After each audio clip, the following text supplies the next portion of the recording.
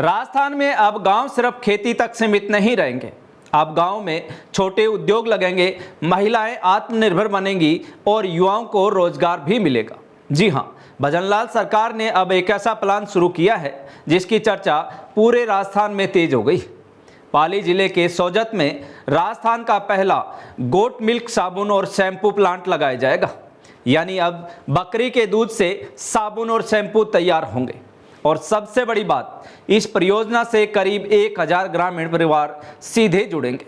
राजस्थान में पहली बार इतने बड़े स्तर पर बकरी के दूध से जुड़े उत्पादों का संगठित प्लांट लगाया जा रहा है। इस पूरी परियोजना पर करीब 15 लाख रुपए खर्च किए जाएंगे और इसे राजस्थान ग्रामीण आजीविका विकास परिषद यानी राजविका की ओर से डॉक्टर श्यामा प्रसाद मुखर्जी जिला उत्थान कार्यक्रम के तहत शुरू किया जा रहा है। अब जरा सोचिए, जिस बकरी के दूध को लोग सिर्फ पीने तक सीमित समझते थे, अब वही दूध रोजगार, कमाई और छोटे उद्योग की नई पहचान बनने जा रहा है। पाली के सोजत नगर पालिका के सामुदायिक भवन में ये पूरी यूनिट स्थापित होगी। करीब 1000 ग्रामीण परिवारों से बकरी का दूध इकट्ठा किया जाएगा और फिर उसी दूध से साबुन और शैम्पू तैयार होंगे। यानी अब पशुपालन सिर्फ दूध बेचने तक सीमित नहीं रहेगा, बल्कि उससे तैयार होने वाले उत्पाद भी गांव की आय बढ़ाएंगे। और यही इस योजना की सबसे बड़ी ताकत मानी जा रही है। भजनलाल सरकार की इस योजना का सबसे बड़ा फोकस महिलाओं को आत्मनिर्भर बनाना है। स्वयं सहायता समूह से जुड़ी महिलाओं को इस प्लांट में रोजगार मिलेगा। उन्हें सिर्फ काम ही नहीं दिया जाएगा, बल्कि विशेष ट्रेनिंग भी दी जाएगी। उत्पाद कैसे होगा, पैकेजिंग कैसे होगी, ब्रांडिंग कैसे करनी है और बाजार में सामान कैसे बेचना है, हर चीज की ट्रेनिंग महिलाओं और युवाओं को दी जाएगी। यानी सरकार अब सिर्फ रोजगार नहीं, बल्कि गांव में छोटे उद्योग खड़े करने की तैयारी में दिखाई दे रही है। अब जरा इन प्रोडक्ट्स की कीमत भी सुन लीजिए।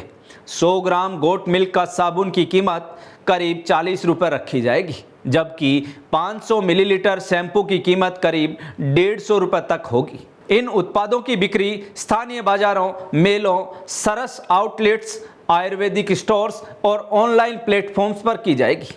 यानी राजस्थान के गांव में तैयार होने वाला सामान अब ऑनलाइन मार्केट तक पहुंच सकता है। अब सवाल यह है कि आखिर बकरी के दूध को ही क्यों चुना गया? तो सुनिए, विशेषज्ञों के मुताबिक बकरी का दूध त्वचा और बालों के लिए काफ़ी फायदेमंद माना जाता है। इसमें विटामिन ए, डी और ई पाए जाते हैं। साथ ही इसमें प्राकृतिक मॉइस्चराइजिंग गुण भी होते हैं। यानी सरकार अब ऐसे प्रोडक्ट पर फोकस कर रही है जो नेचुरल भी हो और बाजार में तेजी से बिक भी सके। सबसे खास बात, इस प्लांट में सोजत की प्रसिद्ध हैदराबादी नस्ल की बकरियों का दूध इस्तेमाल किया जाएगा, जिससे तैयार उत्पाद पूरी तरह स्किन फ्रेंडली और प्राकृतिक होंगे। अब जरा राजनीति और ग्रामीण विकास के नजरिए से देखिए। एक तरफ सरकार गांव में रोजगार बढ़ाने की बात कर रही है, दूसरी तरफ महिलाओं को आर्थिक रूप से मजबूत बनाने पर फोकस किया जा रहा है और तीसरी तरफ पशुपालन को भी नई दिशा देने की तैयारी। यानी भजनलाल सरकार अब ग्रामीण अर्थव्यवस्था को छोटे उद्योगों और महिला शक्ति के जरिए मजबूत करने की रणनीति पर काम करती दिखाई दे रही। यही वजह है कि इस योजना को गांव के लिए गेम चेंजर मॉडल भी कहा जा रहा है। फिलहाल पाली और सोजत इलाके में इस योजना को लेकर काफ़ी उत्साह देखने को मिल रहा है। महिलाएं उम्मीद कर रही है कि अब उन्हें गांव छोड़कर बाहर काम ढूंढने के लिए नहीं जाना पड़ेगा और युवा मान रहे हैं कि अगर ऐसे छोटे उद्योग बढ़े तो गांव में भी रोजगार की नई क्रांति आ सकती है। अब देखना होगा कि क्या ये गोट मिल्क प्लांट राजस्थान के लिए नया मॉडल साबित होगा।